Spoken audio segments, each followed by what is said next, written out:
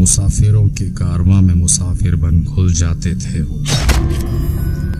कारवां के कारवां कत्ल कर जाते थे। देश में 10,000 थे और हर साल 30,000 राहगीरों को मौत की नींद सुला देते थे वो। काली पे अखंड भक्ति थी उनकी